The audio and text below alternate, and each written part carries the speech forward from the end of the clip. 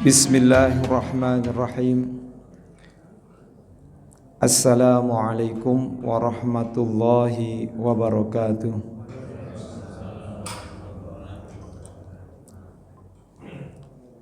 Innal hamdalillahi nahmaduhu wa nasta'inuhu wa nastaghfiruhu min sururi anfusina wa min sayyiati a'malina. May yahdihillahu fala mudilla lahu wa may yudlil fala hadiya lahu. Asyhadu an la ilaha illallah wahdahu la syarika lahu wa asyhadu anna Muhammadan abduhu wa rasuluh la nabiyya ba'da. Allahumma salli wa sallim ala sayyidina Muhammadin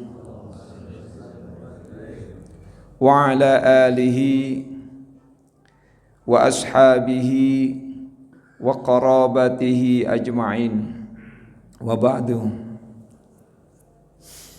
Bapak-bapak, ibu-ibu, saudara-saudari sekalian yang senantiasa dirahmati Allah Subhanahu wa taala. Alhamdulillah, di pagi hari ini, di subuh yang tentunya penuh dengan kesegaran, dan insyaallah semoga Allah Subhanahu wa taala senantiasa menetapkan selalu keimanan kita, keislaman kita dan ketakwaan kita kepada Allah Subhanahu wa taala. Dan semoga juga kita senantiasa dalam keadaan sehat wal afiat sehingga kita mampu untuk menjalankan perintah Allah dan menjauhi larangannya. Dan kita juga doakan wabil khusus untuk anak-anak dan cucu kita, semoga Allah Subhanahu wa taala jadikan mereka menjadi anak yang soleh dan solehah sebagai generasi penerus kita yang insya Allah akan menggantikan kita dalam memakmurkan masjid dan juga menghidupkan agama Allah yaitu Islam di muka bumi ini. Amin amin ya rabbal alamin. Kita doakan juga pada pagi hari ini semoga saudara-saudara kita, teman sejawat kita, tetangga kita yang pada saat ini dalam keadaan sakit, berbaring di rumah atau berbaring di rumah sakit, semoga Allah Subhanahu wa taala angkat penyakitnya sehingga sehat walafiat seperti sedia kala. Amin amin ya rabbal alamin, dan dapat menjalankan aktivitasnya beribadah kepada Allah Subhanahu wa taala. Bapak-bapak, ibu-ibu, saudara-saudari kalian yang dirahmati Allah Subhanahu wa taala. Saya juga sebenarnya kaget ini sebenarnya tadinya. Kirain bukan jadwal saya, tapi kemarin katanya sudah diumumkan di Jumat. Tapi insya Allah mudah-mudahan kita ini aja ya, bahas segala hal yang mungkin yang sederhana saja. Baik bapak-bapak, ibu-ibu, saudara-saudari kalian, pada kesempatan kali ini mungkin kita bahas tentang doa ya. Doa yang dalam bahasa Arab ya, dari kata da'a yada'u, artinya memanggil. Doa juga bisa artinya menyembah. Karena dalam Al-Quran disebutkan ada kata-kata wala tad'u ma'allahi ahada. Janganlah kamu menyembah selain Allah. Artinya janganlah kamu memanggil Allah dengan seseorang siapapun. Maksudnya jangan sekali-kali seseorang pun kamu menyembah dengan dengan yang lainnya gitu. Wala ta'u bisa juga diartikan itu menyeru. Tapi dalam hal ini doa itu adalah talabus syai'i minal adna ilal a'la. Permintaan sesuatu dari yang terendah kepada yang tertinggi. Jadi kita meminta kepada Allah Subhanahu wa taala. Doa itu berbeda dengan al-amru, perintah. Nah, kalau perintah tolabul a'ma ya tolabul a'la minal adna atau tolabus syai'i minal a'la ilal adna, permintaan dari seseorang yang lebih tinggi derajatnya kepada yang lebih rendah. Tetapi di dalam berdoa memang ya sesuai dengan apa yang disampaikan ya di dalam Al-Quran. Nah, itu seolah-olah kita itu mendikte Allah Subhanahu wa ta'ala. Hakikatnya Allah Subhanahu wa ta'ala menerima semua apa yang kita minta kepada Allah Subhanahu wa ta'ala. Kalau Imam Al-Ghazali mengatakan bahwa dalam berdoa jangan kamu kebanyakan mendikte Allah, ya, mendikte Allah. Ya Allah, jangan jadikan misalnya kalau tadi la tu'akhidna in nasina au akhtana, tapi kan ini diajarkan oleh Allah dalam Al-Qur'an ya. Seperti Rabbana la tu'akhidna in nasina. Ya Allah, jangan hukum kami kalau kami itu lupa. Rabbana la tu'akhidna in nasina au akhtana, atau kami salah. Tapi itu kan diajarkan di dalam Al-Quran. Artinya bahwa ada doa-doa yang memang bersumber dari Al-Quran dan juga ada yang bersumber dari Al-Hadis. Tapi terkadang menurut Imam Al-Ghazali ya, bahwa doa itu jangan mendikte Allah. Harusnya ketika doa, ya semua doa yang kita panjatkan kepada Allah Subhanahu wa ta'ala, ujungnya itu kita meminta, artinya sesuai dengan ketetapan-Mu ya Allah, terimalah doa kami. Ya, bukan mendikte misalnya. Kadang-kadang ya kita doa itu seolah-olah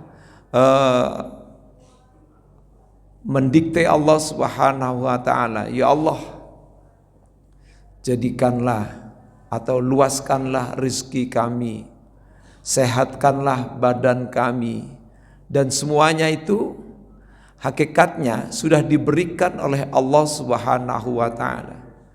Dari semenjak kita hidup di dunia ini, Allah sudah berikan penjagaan kepada kita. Kita diberikan kesehatan, sehat wal afiat jasmani rohani, diberikan panjang umur, diberikan rezeki oleh Allah Subhanahu wa ta'ala, diberikan berbagai macam nikmat yang kita tidak bisa hitungnya.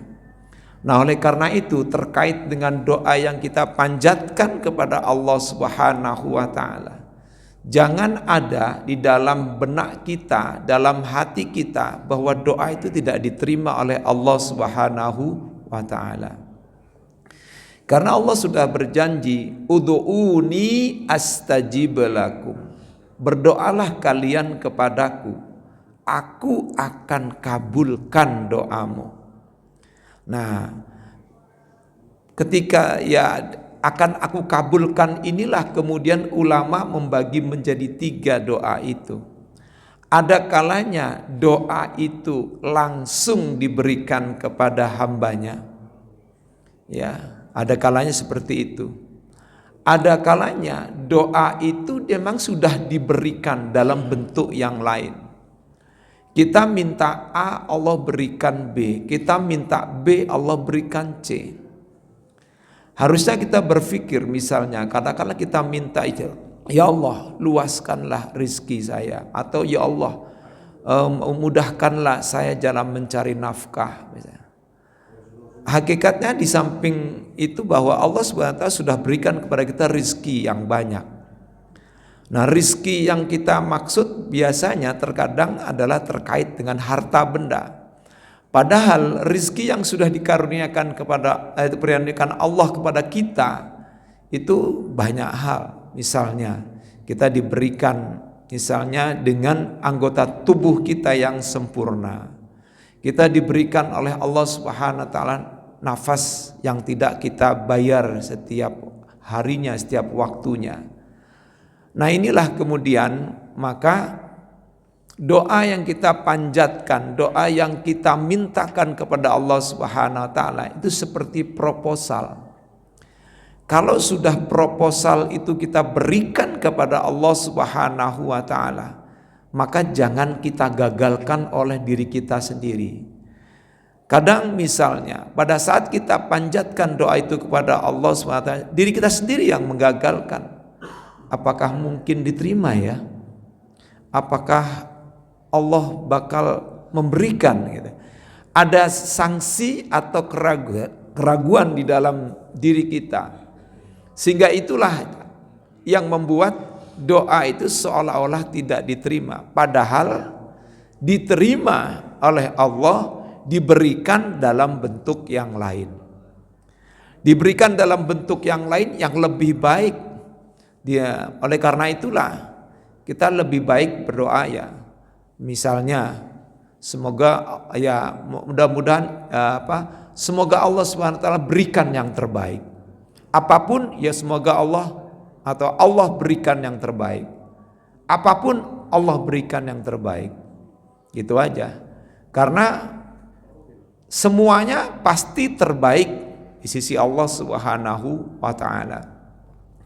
Barangkali kalau di situ ada satu hal yang tidak mengenakkan atau tidak sesuai dengan panjatan doa kita, ya kita berbaik sangka kepada Allah Subhanahu wa taala. Ya. Barangkali ada pelajaran atau hikmah bagi saya. Oleh karena itu kita selalu senantiasa harus berbaik sangka. Allah di dalam hadis qudsinya Allah pernah ya mengatakannya, ana idza dhanni abdi bi, aku tergantung daripada prasangkaan hambaku. Maka ketika hambaku mengatakan baik, maka Allah akan jadikan itu hal yang baik. Ketika Allah mengatakan buruk, maka Allah jadikan dia buruk pada dirinya. Nah, hakikatnya maka di sini artinya bahwa Allah tidak boleh dipersalahkan, karena Allah maha suci dari segala hal yang buruk. Maka subhanallah ya, maha suci Allah dari segala yang buruk. Maka doa yang kita panjatkan harus kita yakinkan bahwa akan diterima oleh Allah Subhanahu wa taala. Nah, kalau doa itu tiba-tiba diberikan langsung, itu alhamdulillah. Ya, diberikan langsung oleh Allah sesuai dengan apa yang kita minta. Ya. Tapi boleh jadi ulama mengatakan diberikan kita di dunia belum tentu kita diberikan di akhirat. Sehingga pada saat nanti ketika kita menuntut, kan udah saya kasih dulu di dunia. Ya, semuanya. Apapun kamu sudah nikmati. Ya, mulai dari A sampai Z semuanya kamu miliki. Ya, lihat ya yang lainnya, betapa banyak orang yang masih kekurangan, betapa banyak orang yang masih meminta kepadanya tapi tidak diterima. Kamu sudah diberikan segala hal, misalnya baik kesehatan, baik rezeki, baik mungkin keturunan, baik kemudahan-kemudahan yang lainnya. Nah inilah berkaitan dengan doa. Maka kita dilarang sekali untuk kita berburuk sangka kepada Allah. Harusnya husnuzon, berbaik sangka kepada Allah Subhanahu wa taala. Yang ketiga, doa bukan tidak diterima, kata ya ulama itu. Tetapi doa itu memang sengaja oleh Allah Subhanahu wa taala disimpan, ya, dan akan diberikan nanti pada saat bertemu dengan Allah atau pada saat ketika kita menghadap Allah Subhanahu wa taala.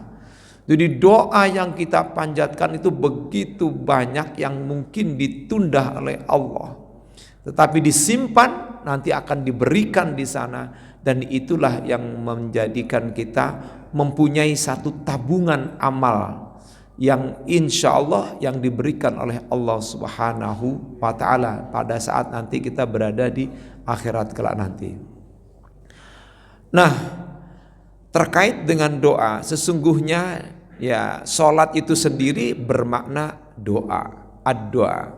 Sehingga dari awal sampai akhir isinya adalah doa. Tentunya doa-doa yang ma'thurat atau doa-doa yang ada dasarnya di dalam Al-Quran dan Al-Hadis. Banyak ya diantaranya misalnya ya seperti doa iftitah juga itu ada doanya juga ya. Katakanlah doa seperti ya doa iftitah yang selain daripada misalnya doa ya mesti Allahu Akbar kabira walhamdulillahi katsira wa subhanallahi bukratan wa asila. Nah, oleh karena itulah kita yakinkan bahwa di situ kan banyak pujian-pujian, tapi di dalamnya kita juga ingin, hakikatnya adalah ingin menjadikan ya Allah tetapkanlah keimanan saya, keislaman saya agar saya lurus di dalam agama saya. Ya Allah, ya jadikanlah aku senantiasa terus menghadapkan jiwa dan ragaku kepadamu. Wajjahtu wajhiya lilladzi fataras samawati. Hadapkan jiwa dan ragaku. Maka pada saat ketika sholat, nah, sebaiknya ya kita punya satu trik ya, bahwa tubuh kita, badan kita itu menghadap, tujukan adalah ke kiblat Ka'bah Baitullah. Sedangkan pikiran kita dan hati kita yang sinergi itu adalah menghadap kepada Allah Subhanahu wa taala, bahwa Allah ada di hadapan kita.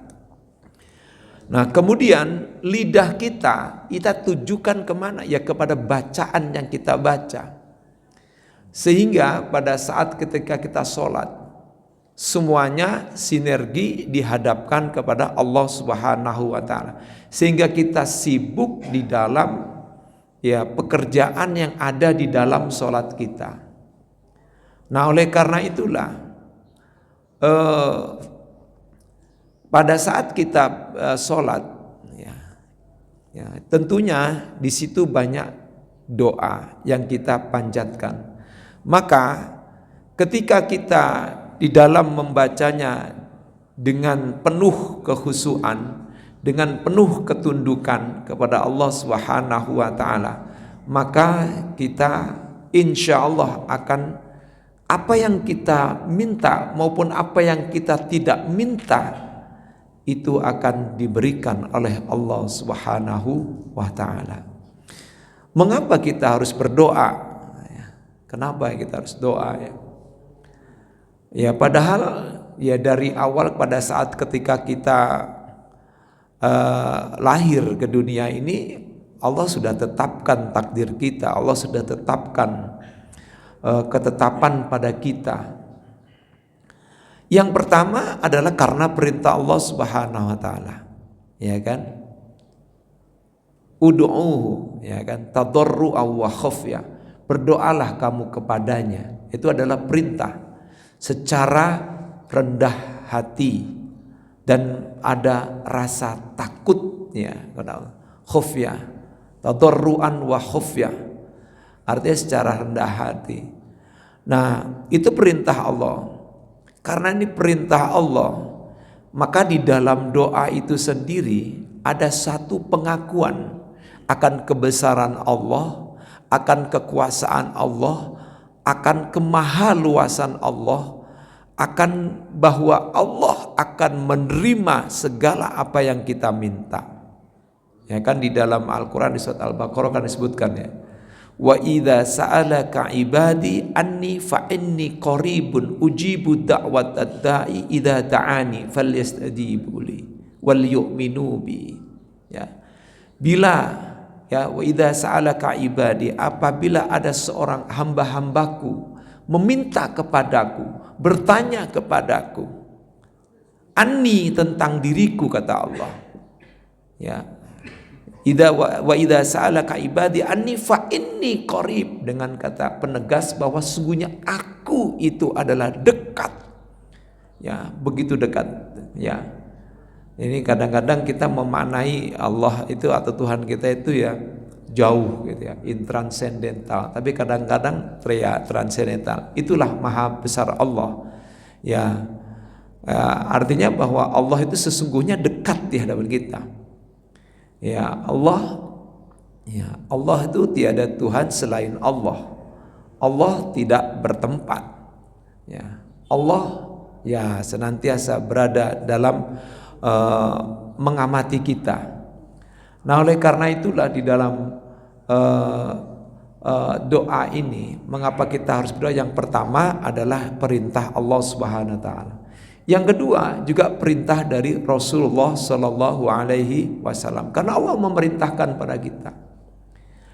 Nah, yang ketiga karena al-du'a'u al-iltija'ul abdi ilal a'la ya, atau ila jalalil a'la, bahwa doa itu adalah minta suatu perlindungan kepada yang maha tinggi, yang maha perkasa, yang maha mulia. Maka sesungguhnya orang yang tidak mau berdoa kepada Allah Subhanahu wa taala itu dikatakan dalam hadis qudsi termasuk orang yang sombong. Bahkan dikatakan kalau seandainya ya dia disuruh mencari Tuhan selainnya, silakan cari di dunia ini, tentu tidak akan dapat. Maka doa tetap harus ya kita lakukan. Nah, hanya saja memang ada ya saudara-saudara kita yang ya berpendapat bahwa doa itu dipanjatkan di waktu-waktu yang terbaik selain daripada di dalam sholat itu sendiri, ya kan?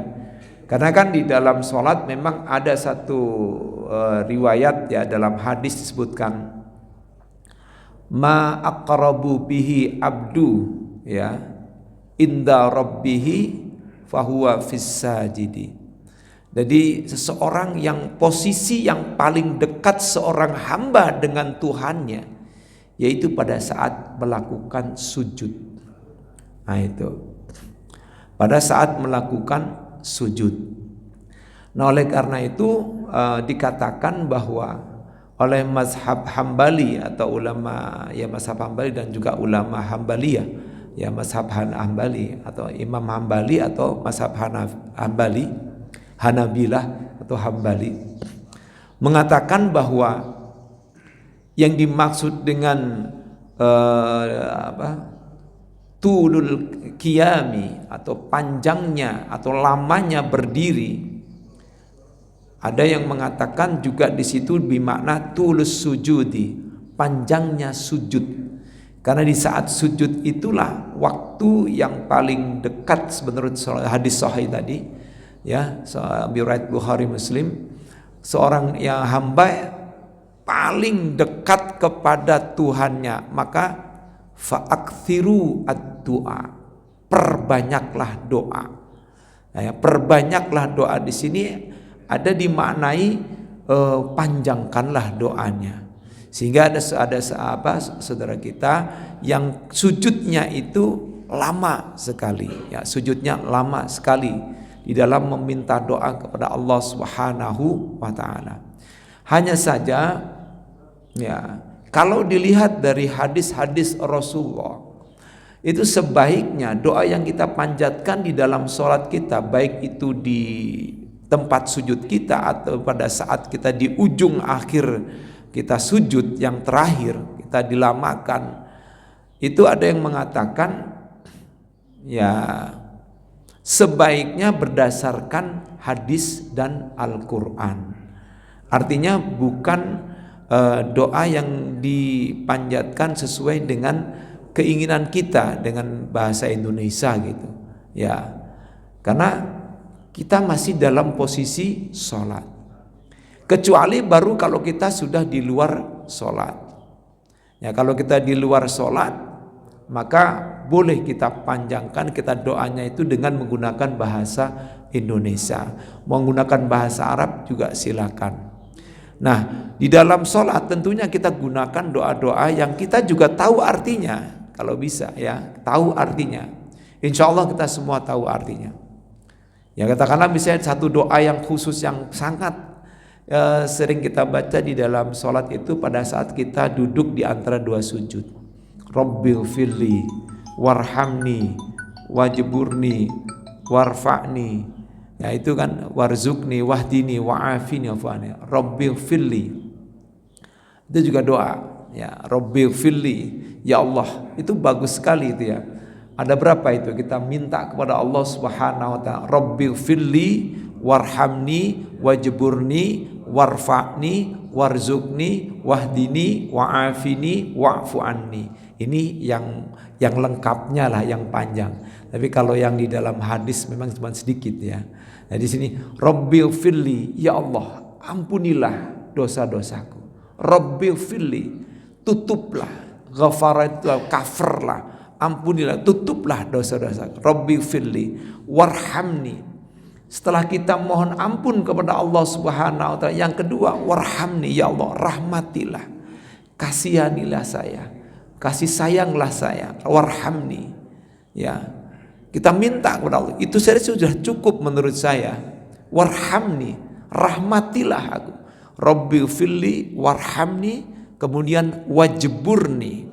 Wajburni, apa artinya wajburni? Tutupilah kekuranganku, tutupilah kesalahanku, tutupilah aib-aibku, ya, tutupilah semua kejelekan dan keburukan-keburukan yang ada padaku. Nah kita kalau sudah bicara atau sudah berdoa begitu, sudah ngomong seperti itu di hadapan Allah, ya kita jangan melanggar apa yang kita doakan, kita panjatkan. Kalau kita minta ditutupi aib kita, tapi kadang-kadang kita sendiri yang membukanya sendiri, misalnya baik aib atau aib-aib ya keburukan-keburukan kita.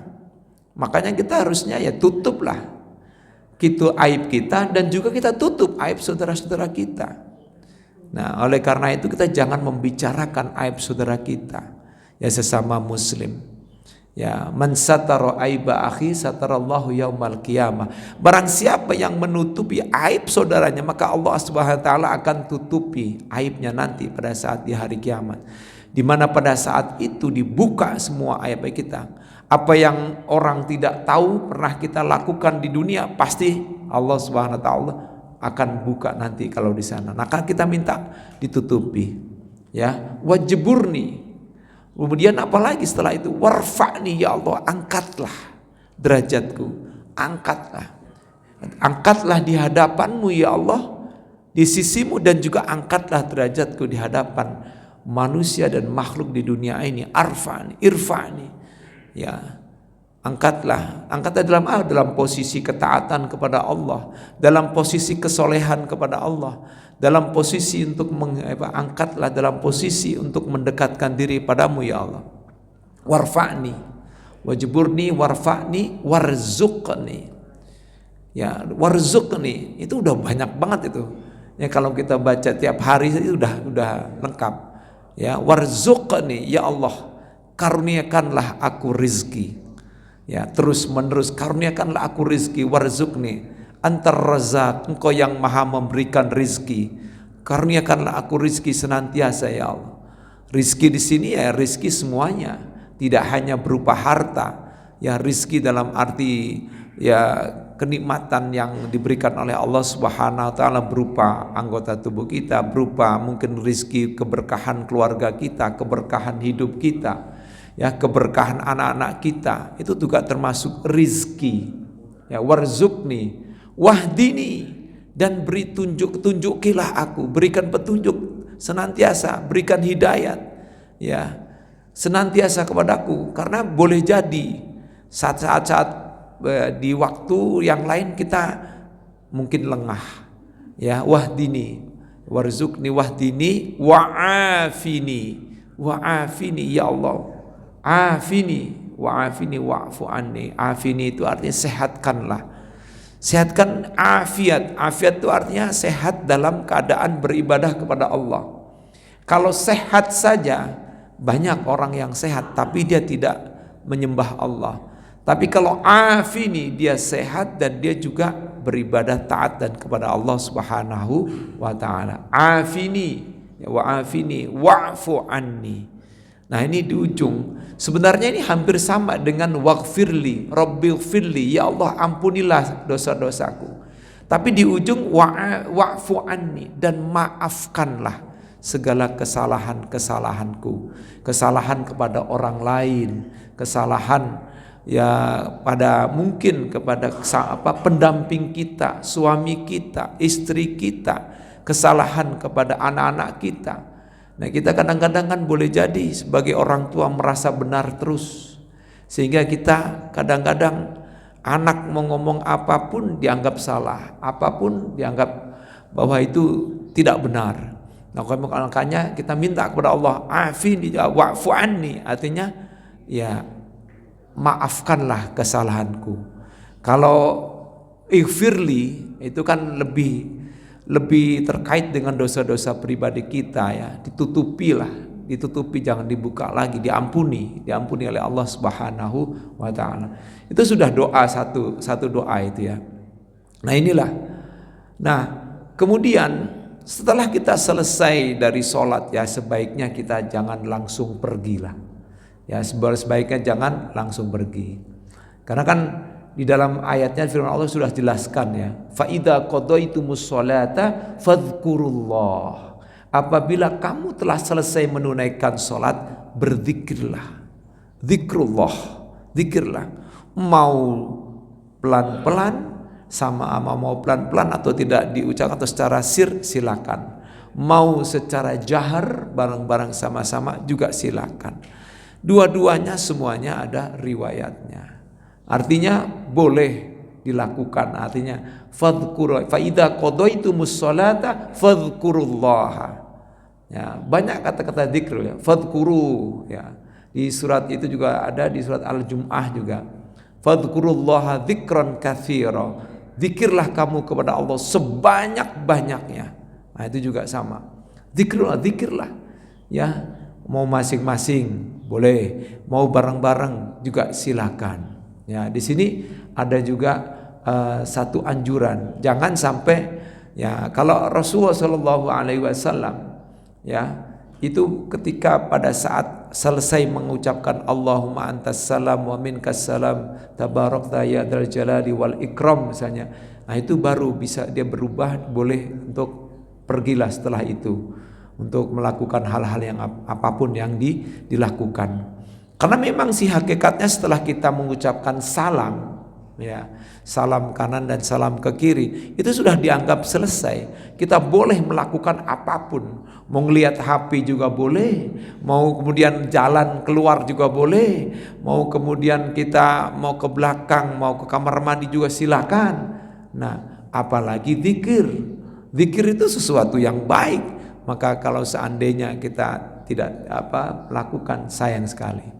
Nah, tapi boleh jadi kita zikirnya itu juga di luar pada saat kita misalnya berjalan, karena kita boleh juga diperintahkan. Nah, ini terkait juga dengan doa. Karena doa itu juga selalu bersanding dengan zikir. Ya, karena zikir terkait dengan puja dan puji-pujian kepada Allah Subhanahu wa taala. Namanya kita mau minta, kita harus memuji-muji dulu. Kita puji Allah, kita puja Allah, baru kita mau minta. Sebenarnya ya seperti kita berbaik sangka. Namanya kita kalau pengen mau minta utangan gitu ya, hutang ya. Misalnya ada orang pengen minta utangan, kan pasti kita berkata yang baik, kemudian ngasih sesuatu, datang ke orangnya, padahal ujung-ujungnya pengen mau utang gitu kan, bisa aja kan gitu ya. Nah itu semuanya kan bisa begitu. Baik, itu aja mungkin yang bisa saya sampaikan, itu terkait dengan doa ya. Doa, barangkali ada yang mau bertanya nih, doa dan zikir, silakan. Ya silakan.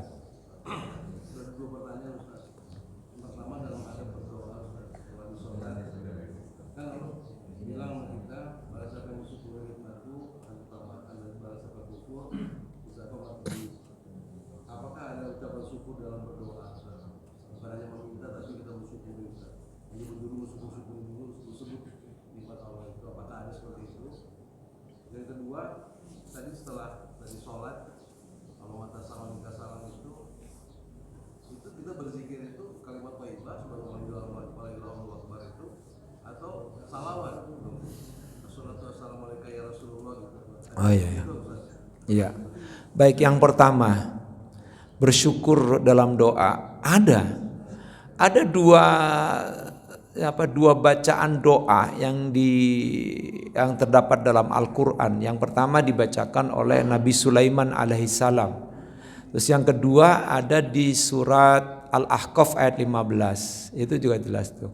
Rabbi auzi'ni an ashkura ni'mataka allati an'amta alayya wa ala walidayya wa an amala sholihan tardahu wa dakhilni birahmatika fi ibadikas sholihin. Rabbi auzi'ni, ya Tuhanku, auzi'ni, bimbingkanlah aku, atau auzi'ni, bimbingkanlah aku atau berikanlah aku petunjuk, bisa juga, agar aku tetap mensyukuri nikmatmu. Rabbi auzi'ni an ashkura ni'mataka allati an'amta alayya, agar aku tetap senantiasa terus menerus mensyukuri nikmatmu yang telah kau berikan kepadaku, ya. Auzi'ni an ashkura, atau bisa juga ilhamkanlah kepadaku agar aku tetap terus mensyukuri nikmatmu, ya. Rabbi auzi'ni an ashkura ni'mataka allati an'amta alayya, nikmatmu yang telah kau anugerahkan padaku. Nah, di sini ada satu luar biasa, ya, makna ayat ini. Kita disuruh senantiasa, kita meminta kepada Allah agar Allah senantiasa mengilhamkan kepada kita, memberikan petunjuk kepada kita agar kita terus menerus jangan sampai kita tidak bersyukur kepada Allah Subhanahu wa taala. Jadi Rabbi auzin an ashkura ni'mataka allati an'amta alayya, nikmatmu yang telah kau berikan padaku dan nikmat yang telah kau berikan pada kedua orang tuaku. Kenapa kita bersyukur kepada diri kita dan juga kita bersyukur kepada orang tua kita yang telah diberikan nikmatnya? Artinya apa? Bahwa kalau kita punya rezeki, apapun rezeki yang kita miliki, terutama harta yang kita mungkin kelebihan harta, maka jangan lupa dengan kedua orang tua kita. Karena di dalam bagian harta kita, kalau orang tua kita masih ada, ya, atau kalau sudah tiada, jangan lupa sebagian dari harta kita berikan dan niatkan, sedekahkan, wakafkan untuk orang tua kita. Ya, untuk orang tua kita. Di dalam suatu kitab, ya, kitab Tanwirul Qulub, itu disebutkan bahwa amalan-amalan kita, yaitu itu diperlihatkan oleh Allah Subhanahu wa taala, yaitu antara hari Senin sampai hari Kamis, ya, antara Senin dan antara Kamis itu diperlihatkan, dan juga diperlihatkan oleh para nabi-nabi yang sudah wafat kepada para orang tua yang sudah wafat. Dan setelah diperlihatkan di hari Kamis itulah kemudian mereka itu sangat menantikan kepada doa-doa daripada anak-anaknya. Pada saat anak-anaknya itu berbuat baik, maka disampaikan semuanya, itu loh anak-anak kamu sudah sedang berbuat baik. Maka saat itulah mereka semakin tambah putih bersinar. Itu disebutkan gitu. Bayadu wujuhihim. Jadi putih bersinar wajah mereka karena kebaikan amalan yang dilakukan oleh anak-anak cucu dan keturunannya. Nah, itulah makanya mengapa Rasulullah mengatakan kenapa dia melakukan puasa Senin dan Kamis?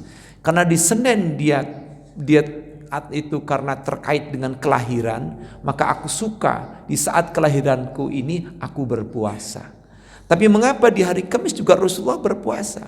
Karena di saat Kamis itulah di saat dimana amalan-amalan manusia itu naik ke atas dan diterima oleh Allah Subhanahu wa taala. Dan semua panjatan-panjatan doa kita di saat itu juga dinaikkan, ya. Kan ada satu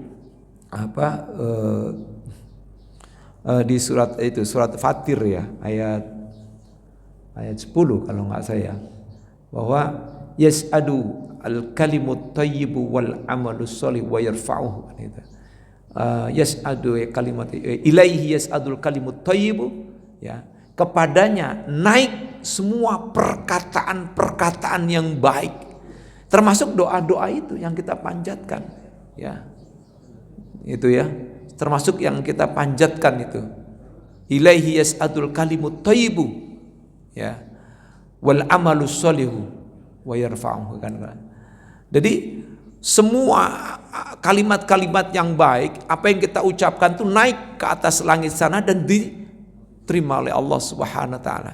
Apalagi di saat hari Kamis, di saat itulah makanya Rasulullah menganjurkan kita puasa di hari Kamis. Karena saat itu amalan-amalan manusia itu naik dan kemudian diterima oleh Allah Subhanahu wa taala. Aku ingin pada saat amalan-amalanku itu diterima oleh Allah Subhanahu wa taala, naik ke atas langit sana, aku dalam keadaan berpuasa. Itu kata Rasulullah sallallahu alaihi wasallam. Mengapa dia puasa Senin dan Kamis, dan kita lakukan itu hukumnya sunnah, ya. Jadi betul juga. Jadi ketika pada saat kita doa yaitu ada dua, ya, di mana Nabi Sulaiman alaihi salam dia berdoa kepada Allah Subhanahu wa taala, ya, kepada Allah agar dia diberikan ilham, diberikan hidayah kepada Allah dari Allah kepada Nabi Sulaiman, agar tetap dia mensyukuri nikmatnya yang diberikan Allah kepadanya dan kepada kedua orang tuanya, ya. Nah itu apalagi di surat Al-Ahqaf ayat itu 15 itu juga terkait juga itu, ya, minta supaya itu keturunan juga dijadikan orang-orang yang taat pada Allah Subhanahu wa taala. Ada Pak itu dua firman. Jadi itu perintah juga dari Allah SWT dicontohkan. Kemudian yang kedua, apakah ada ini ya habis misalnya saat-saat habis sholat gitu, ya, kayak ada kan satu imam, ya, kalau habis sholat langsung mengucapkan sholawat. Nah sholawat itu kan juga bagian dari zikrullah juga, zikir kepada Allah Subhanahu wa ta'ala. Memang si perintah sholawat kepada Rasulullah itu tidak disebutkan di tempat mana secara khusus. Di surat Al-Ahzab ayat 56, ya, innallaha wa malaikatahu yusholluna 'alan nabi ya ayyuhalladzina amanu shollu 'alaihi wa sallimu taslima. Surat Al-Ahzab ayat 56. Sesungguhnya Allah dan para malaikatnya bersolawat kepada Nabi. Setelah itu baru kemudian Allah memerintahkan, hei orang-orang yang beriman, bersolawatlah kamu dan ucapkan salam kepada Nabi Muhammad SAW. Itu perintah Allah. Surat Al-Ahzab ayat 56. Tidak dikasih tahu di tempatnya di mana, ya. Memang si zikir seperti istighfar, astaghfirullahaladzim, kemudian Allah minta salam, itu Rasulullah lakukan setelah ba'da sholat, ya. Dan Rasulullah, nah kalau Rasulullah sendiri bersolat untuk dirinya sendiri kayaknya tidak mungkin, ya. Rasulullah bersolat untuk dirinya sendiri gitu, ya, tidak mungkin. Ya, artinya selawat itu kan memang diperintahkan untuk kita, ya, agar bersolawat kepada Nabi Muhammad sallallahu alaihi wasallam. Dan itu firman Allah di surat Al-Ahzab ayat 56. Dan di situ tidak disebutkan di mana, ya, di mana, pokoknya kapanpun, ya. Ya, boleh saja, ya. Cuma ya ada yang mengatakan tidak boleh mengkhususkan, ya. Ada juga yang tidak boleh mengkhususkan. Nah, ada yang tidak boleh mengkhususkan, ada juga yang mengatakan begitu berpendapat, ya. Tapi boleh jadi dahulu itu banyak di zaman Rasulullah SAW itu ada seorang sahabat yang senang membaca misalnya subhanallah walhamdulillah wala ilaha illallah, itu pun juga dibenarkan oleh Rasulullah. Ada juga misalnya seorang sahabat yang baca doa iftitahnya berbeda dengan apa yang disabdakan oleh Rasulullah. Misalnya termasuk itu tadi, ya Allahu akbar kabira walhamdulillahi katsira wa subhanallahi bukrata wa asila. Itu bukan dari Rasulullah, tapi diucapkan oleh seorang sahabat Nabi yang di belakang di mana Rasulullah SAW oleh Allah dibuka hatinya, dibuka penglihatannya, sehingga bisa melihat bagaimana keadaan makmum, apa yang diucapkan oleh para makmumnya. Nah, kita kalau seandainya ngimam Rasulullah, mungkin kita terkadang takut kita ya, semua diketahui gitu. Jadi ada, bahkan bukan dimarahi ya, ketika selesai sholat kemudian Rasulullah mengatakan manil qail hakadha, siapa yang mengucapkan doanya Allah Akbar kabiro dan seterusnya. Gak ada yang ngangkat pada saat itu, di awal-awal itu, pada saat itu. Tapi akhirnya kemudian saat ketika Rasulullah mengulangi kemudian siapa, baru dia mengatakan saya ya Rasulullah. Tapi bukan Rasulullah marahi, bahkan Rasulullah puji. Pada saat ucapan kata Allahu Akbar kabira walhamdulillah katsira itu diucapkan olehmu, saat itu semua ya terbuka langit itu, ya terbuka langit itu, kemudian naiklah ke atas sana semuanya perkataan-perkataan itu sungguh luar biasa. Nah, coba seperti itu juga apa yang dilakukan oleh Bilal bin Rabah, ya. Sampai kemudian dia selalu habis wudu langsung melakukan sholat sunnah. Habis wudu lalu melakukan sholat sunnah. Itu yang dilakukan oleh Bilal bin Rabah. Ya, sehingga sampai ada orang yang kemudian menetapkan itu sebagai sholat sunnah wudu. Ya, padahal itu adalah dilakukan oleh Bilal bin Rabah. Tapi Rasulullah tidak marah. Bahkan Rasulullah mengatakan, apa yang kau lakukan hai Bilal, sehingga sendalmu aja sudah sampai di surga. Nah, dia mengatakan, aku senantiasa tajdidul wudu, memperbaharui wuduku, dan setelah itu aku melakukan sholat sunnah. Jadi senantiasa tidak batal wudu, itu luar biasa. Kita susah itu kalau untuk itu. Nah itu Pak, sebenarnya itu Pak. Jadi menurut saya ya memang tidak disebutkan bahwa sholawat itu di satu tempat, tapi itu berarti boleh dibaca di mana saja. Termasuk ya di dalam sholat itu sendiri kan, kalau yang di dalam sholat kan Rasulullah ajarkan ya, Allahumma sholli ala Muhammad wa ala ali Muhammad. Ya sebenarnya sih di dalam sholat sudah bersolawat. Nah, di dalam sholat ya itu sudah bersolawat di tahiyat awal dan tahiyat akhir. Kita sudah bersolawat. Ya, tapi itulah ada beberapa yang mempunyai satu ya kesenangan karena itu adalah perintah Allah. Namanya perintah itu kan artinya wajib. Ya, makna aslinya wajib. Ya, karena perintah ya, yaitu al-aslu fil amri lil wujub al-aslu fil amri lil wujubi illa ma dalla dalilu ala khilafihi.